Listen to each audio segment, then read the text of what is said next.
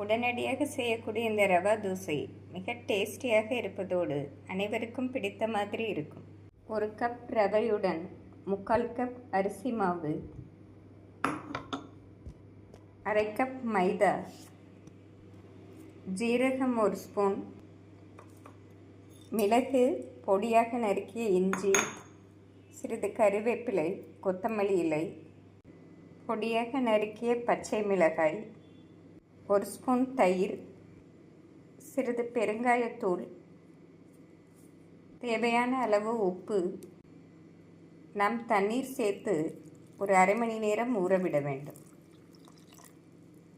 Friends, நாம் அரை மணி நேரம் ஊற வைத்து ரவா தோசை ஊற்றிவிடலாம். ஃப்ரெண்ட்ஸ், ரவை அரை மணி நேரம் நன்றாக ஊறிவிட்டது. இப்பொழுது நாம் இதனுடன் தண்ணீர் சேர்த்து விடலாம்.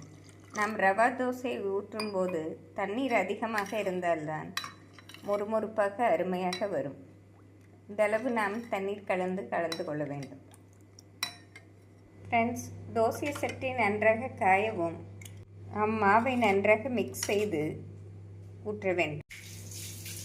நாம் ரவா தோசைக்கு இப்படி தண்ணீர் கலந்து ஊற்றினால்தான் சுவையாக இருக்கும்.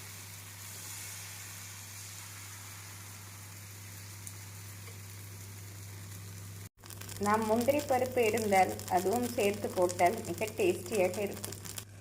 நாம் ஒரு 2 நிமிடம் மூடி போட்டு வைத்துவிட்டு பின் திருப்பி விடலாம்.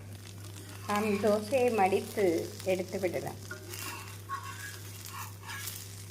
ஃப்ரெண்ட்ஸ், ரவா தோசை கிறிஸ்பியாக அருமையாக ரெடியாகிவிட்டது.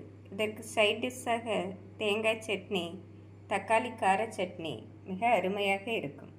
இது குழந்தைகளுக்கு ஈவினிங் டைம் கொடுப்பதோடு இது மார்னிங் பிரேக்ஃபாஸ்ட்டுக்கு மிக அருமையான டிஷ்ஷாக இருக்கும்.